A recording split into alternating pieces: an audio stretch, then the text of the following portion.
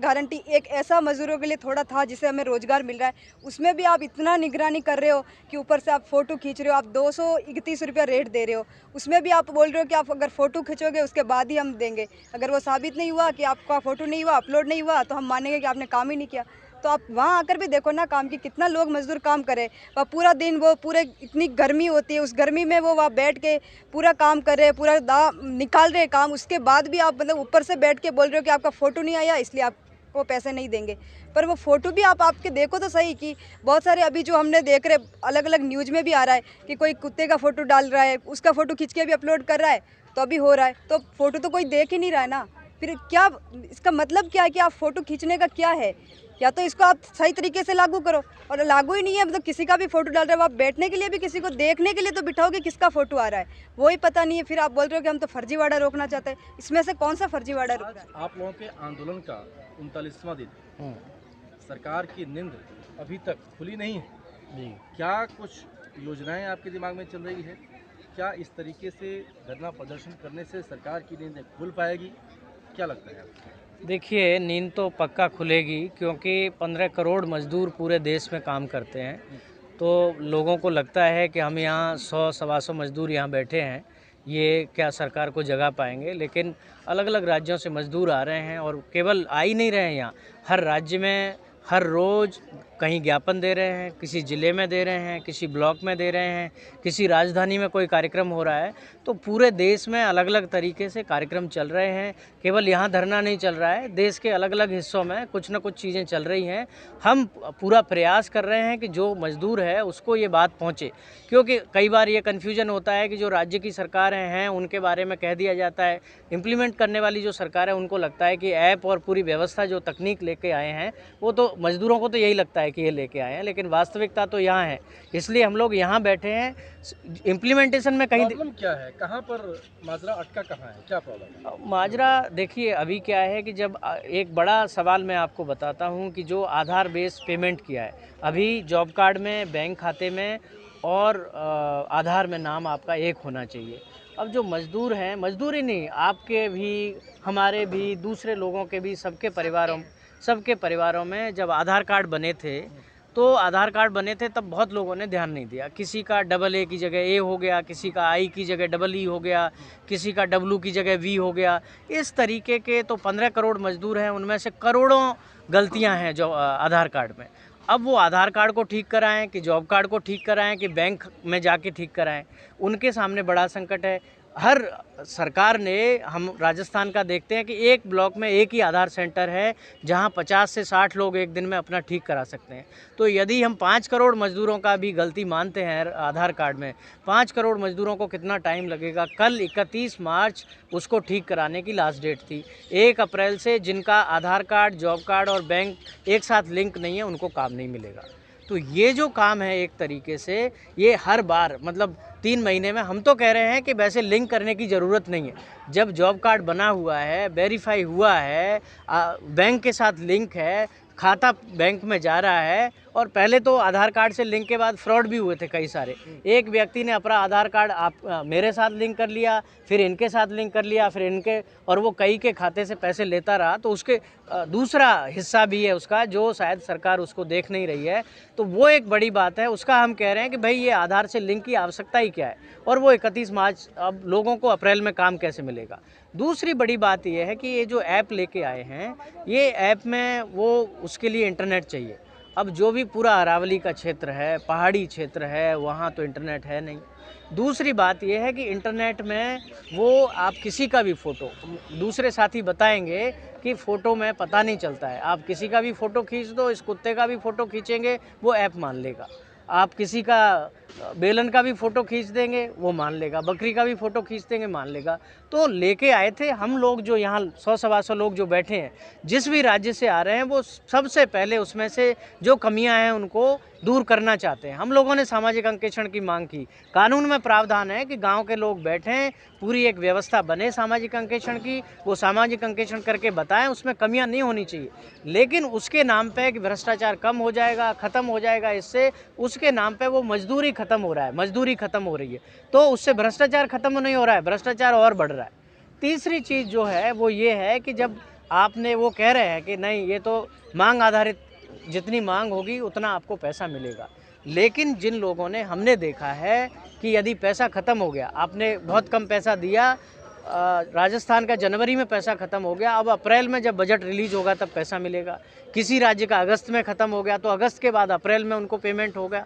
तो आप उस तरीके से उनको पैसा नहीं दे रहे हैं। और नरेगा केवल ये काम देने का या काम खोलने का प्रोग्राम नहीं है, ग्रामीण विकास का बड़ा आधार है। राजस्थान में हज़ारों करोड़ रुपए, जब बरसात होती है, इतने सारे वाटर बॉडीज़ बने हैं, इतने सारे तालाब बने हैं, एनीकट बने हैं, उसमें जब पानी आता है तो हज़ारों करोड़ की फसल उससे पैदा होती है। हज़ारों सड़कें बनी हैं, ग्रेवल सड़कें बनी हैं, हज़ारों तालाब बने हैं, हज़ारों एनीकट बने हैं, बहुत सारी और चीज़ें, आंगनबाड़ी बनी है, सबसे बड़ी बात। तो ये जो शहरी क्षेत्र में पूरा ये नैरेटिव फैलाया जाता है कि नहीं लोग काम नहीं करते हैं, सब चोरी बाड़ा हो रहा है, मुझे लगता है नरेगा में सबसे कम भ्रष्टाचार हो रहा है बाकी और विभागों से। आप सड़क को ही देख लीजिए, दूसरे अन्य विभागों को, जो बिल्डिंग बनाने वाले विभाग हैं, लेकिन क्योंकि ये सबसे गरीब व्यक्ति के पास जाता है, ये जो पैसा है वो सबसे गरीब के पास जा रहा है, इसलिए हर व्यक्ति को लग रहा है कि ये जो है, तो सरकार ने पहले से ही, जब पिछले साल 1 लाख करोड़ खर्च हुआ है तो आप 60,000 करोड़ कैसे रख सकते हैं? आपको पता है उतना तो होगा कम से कम, उसके आसपास पैसा खर्च होगा। तो अभी 60,000 करोड़ कर दिया, इसका मतलब है कि 3 महीने के बाद किसी को पैसा मिलेगा ही नहीं। जून जुलाई में पैसा ख़त्म हो जाएगा, जुलाई के बाद अब आपको पैसा नहीं आएगा। आप बताइए, सरकारी कर्मचारी हों या खुद वित्त मंत्री हों निर्मला सीतारमन जी, यदि उनकी तनख्वाह, उनके भत्ते 1 तारीख से 5 तारीख के बीच में नहीं आएंगे तो उनकी हालत क्या हो जाएगी? चाहे बड़े बड़े IAS ऑफिसर, यदि उनको तनख्वाह नहीं आएगी तो क्या होगा?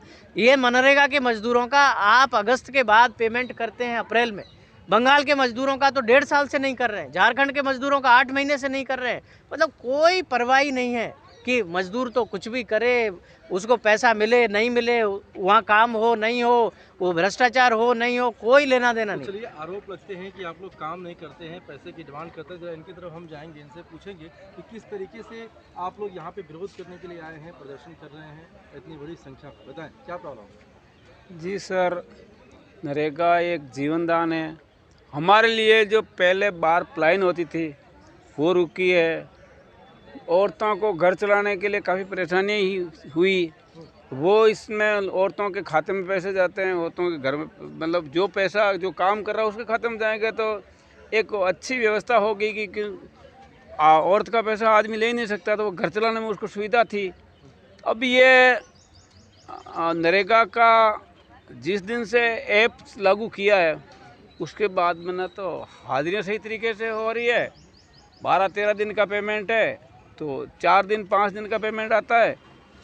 और इन्होंने इस तरीके से बंद किया कि अब भ्रष्टाचार रुक जाएगा। क्या भ्रष्टाचार रुक जाएगा?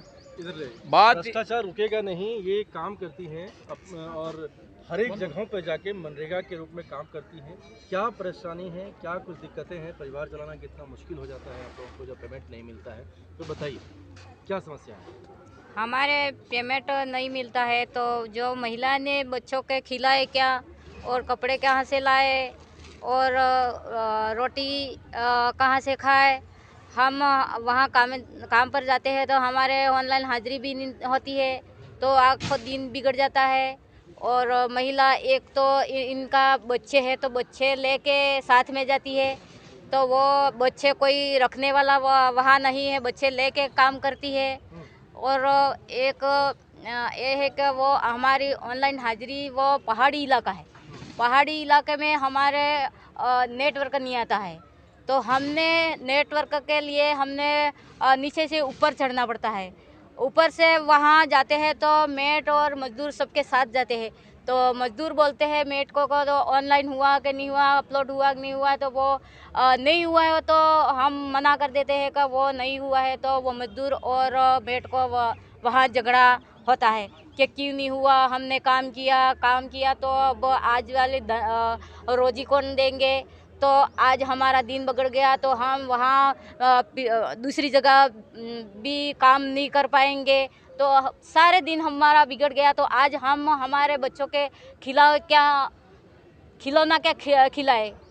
तो ऐसे तरीके से हमारी बहुत सारी समस्या आती है। और हम पूरा दाम काम करते हैं, तो वो काम करते हैं तो हमारे सही तरीके से वो अधिकारी हम सचिव और बीडीओ और जेटीओ को हम बुलाते हैं वहाँ निगरानी के लिए, तो वो आते नहीं हैं। वो वहाँ बैठे बैठे कितने मुफ्ती हुई है, कितने हैं कितने नहीं है, तो वो बैठे बैठे वो हमारा चलिए, आप पेमेंट बताइए, आप चढ़ा तो देते युवा हैं। हैं और इनके धरने में भी आप शामिल हुए हैं, हाथ में मोबाइल फ़ोन भी है, जानते भी हैं कि किस किस तरीके का समाचार है या किस तरीके से मोबाइल को ऑपरेट करना है।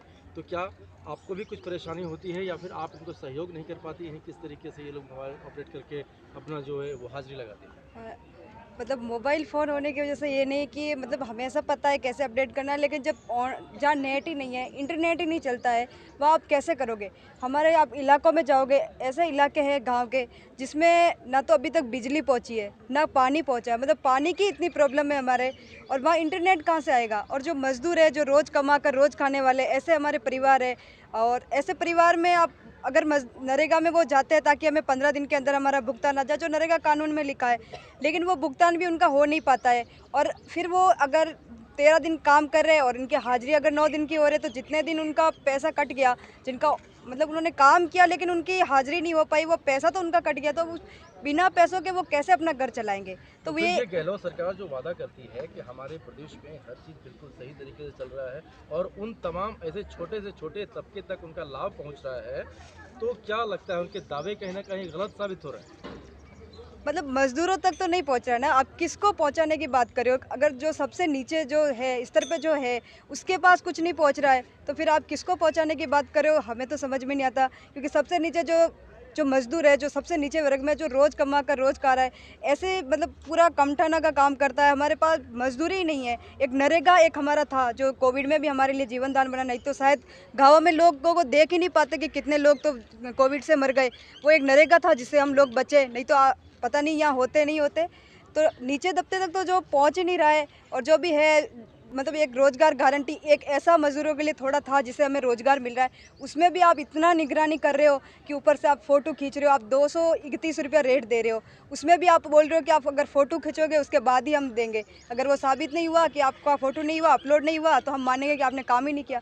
तो आप वहाँ आकर भी देखो ना काम की, कितना लोग मजदूर काम करे, वह पूरा दिन, वो पूरे इतनी गर्मी होती है, उस गर्मी में वो वहाँ बैठ के पूरा काम कर रहे हैं, पूरा निकाल रहे हैं काम, उसके बाद भी आप मतलब ऊपर से बैठ के बोल रहे हो कि आपका फ़ोटो नहीं आया इसलिए आपको पैसे नहीं देंगे। पर वो फ़ोटो भी आप आपके देखो तो सही, कि बहुत सारे अभी जो हमने देख रहे अलग अलग न्यूज़ में भी आ रहा है कि कोई कुत्ते का फ़ोटो डाल रहा है, उसका फ़ोटो खींच के भी अपलोड कर रहा है, तो अभी हो रहा है। तो फ़ोटो तो कोई देख ही नहीं रहा है ना, फिर क्या इसका मतलब क्या है कि आप फ़ोटो खींचने का क्या है। या तो इसको आप सही तरीके से लागू करो, और लागू ही नहीं है, मतलब किसी का भी फोटो डाल रहे हो, आप बैठने के लिए भी किसी को देखने के लिए तो बिठाओ कि किसका फोटो आ रहा है, वो ही पता नहीं है। फिर आप बोल रहे हो कि हम तो फर्जीवाड़ा रोकना चाहते हैं, इसमें से कौन सा फर्जीवाड़ा रुक रहा है।